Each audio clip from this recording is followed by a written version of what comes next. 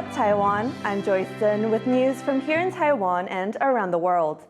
A Patriot missile exploded in mid-air without hitting its target during military exercises in Taiwan's south. The incident happened during live fire drills in Pingtung County. 2 American-made Patriot missiles were fired. One exploded shortly after leaving its tube, and the other hit its intended target. Individual Patriot missiles cost about $4 million apiece.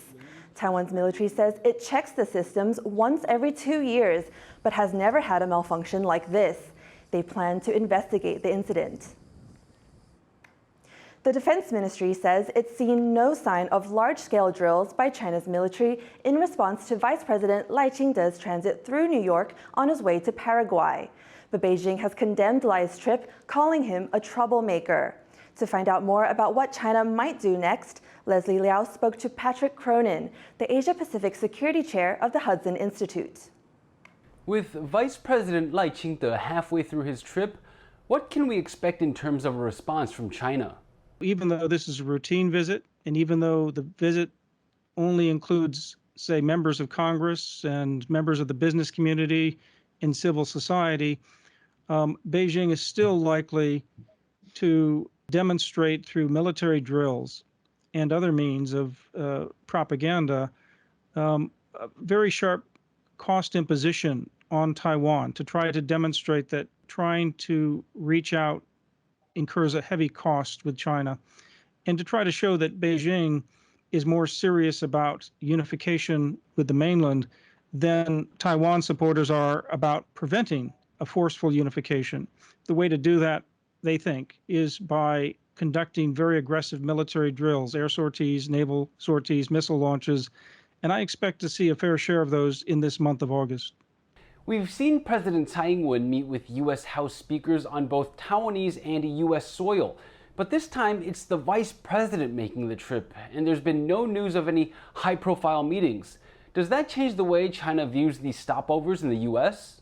From Beijing's perspective, it's just a high-level visit without their sanction.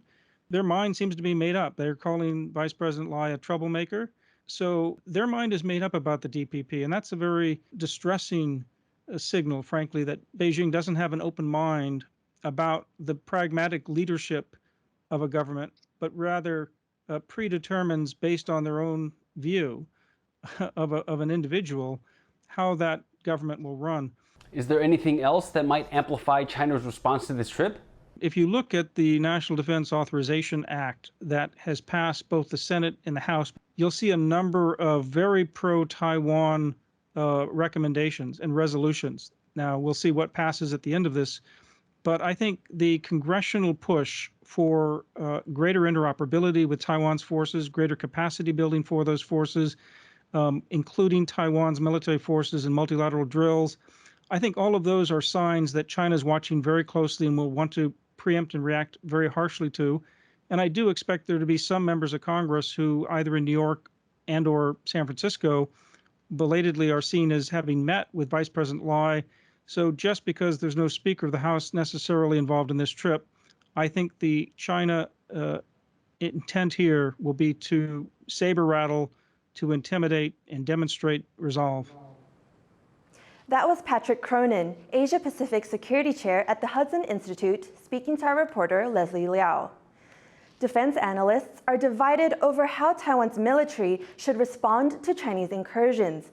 Costs are increasing, along with frequent Chinese military activity around the country. John Van Trieste has this report. Taiwan scrambles its fighter jets yet again. It's a common sight for the country's military. China regularly sends out warplanes and ships near the island nation, both to probe and to try and wear down its defenses. China sees Taiwan as part of its territory and has threatened to take it by force. Just between Monday and early Tuesday, 18 Chinese warplanes and 5 ships approached Taiwan. But there's still much debate among analysts here about how best to respond to these threats from China. One plan has been to extend mandatory military service for all male citizens from 4 months to 1 year. This is due to come into effect at the beginning of 2024. But some argue this will be counterproductive, swelling brigades to the point where they'd be too cumbersome to be effective. Other military experts say conscripts would have a limited role in a war. 我们其实就编成一些守备营，然后让他们在战时只要赋予他们戍守特定区域或者特定阵地的任务，限制共军的行动，这样子来替我们的常备部队创造打击机会。 There's also disagreement over what role Pratus Island, a Taiwan-controlled island in the South China Sea, should play in the country's defense. There have been suggestions, most recently from a former U.S. congressional consultant, that Taiwan could lease the island for a U.S. base. However, even some who acknowledge the island's strategic importance doubt this will happen. 岛屿租借的可能性相对是比较低的，岛屿防卫，台湾都具有相对重要的一个地理位置。我们可以把这一种视为台湾的筹码，类似是一种安全外交的一个总体的考量。But Chinese incursions near Taiwan aren't stopping, leaving policymakers with tough decisions about the best path forward for Taiwan's defense. Howard Zhang and John Van Trieste for TaiwanPlus. Taiwan is accusing China of unfairly targeting its corporations. That's after Beijing slapped a new levy on Taiwanese plastics, just hours after Taiwan's vice president left New York. Stash Butler has more. As Taiwan's vice president arrives in Paraguay, China announces a sharp tax hike on Taiwanese goods worth over $1 billion. The target of the taxes is this: polycarbonate plastic. It's used to make everything from CDs to panels for greenhouses. And under new measures, Taiwanese manufacturers will face import levies from Beijing of as much as 22%.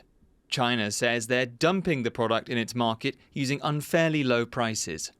But the companies deny that charge, and on Tuesday, Taiwan's premier hit back.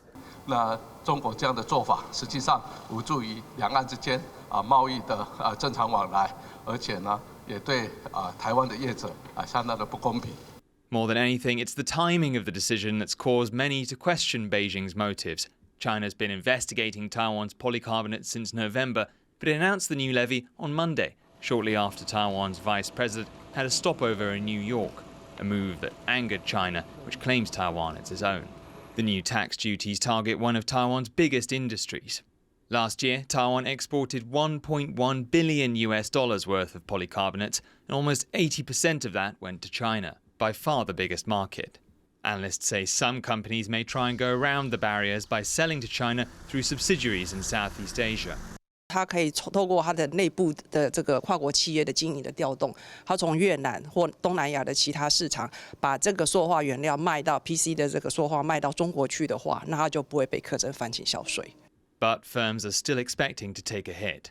税率的影响，这个产业就变成在大陆市场上就没有竞争力了。如果这个市场没有的话，它会倒回来影响，这个对台湾这个塑化产业的影响将。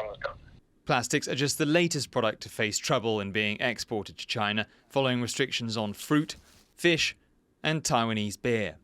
And with Vice President Lai planning another stop in the US this week, Taiwanese companies may fear there could be more tariffs to come. Clive Wang and Stash Butler for TaiwanPlus. China says it will stop releasing youth unemployment numbers. That follows yet another round of poor economic data in the world's second largest economy. Growth in consumer spending, factory output, and investment all slowed more than expected. All that has fueled high unemployment among young people in urban areas. In June, that number stood at 21.3%. Now Beijing says it needs to reconsider the way it calculates unemployment among young people. A drunk man has allegedly damaged the doors of a historic temple in Taipei. CCTV footage appears to show the man scrubbing the doors of Taipei's Cixian Temple with cleaning supplies. Police say the suspect is a 53-year-old Spanish national. His actions could result in 5 years in prison and a fine of $600,000. Thank you for watching What's Up Taiwan. Finally today, check out these shots from the Medina Summer Nights Festival in Libya's capital city, Tripoli. I'm Joyce Tseng. Take care and see you next time.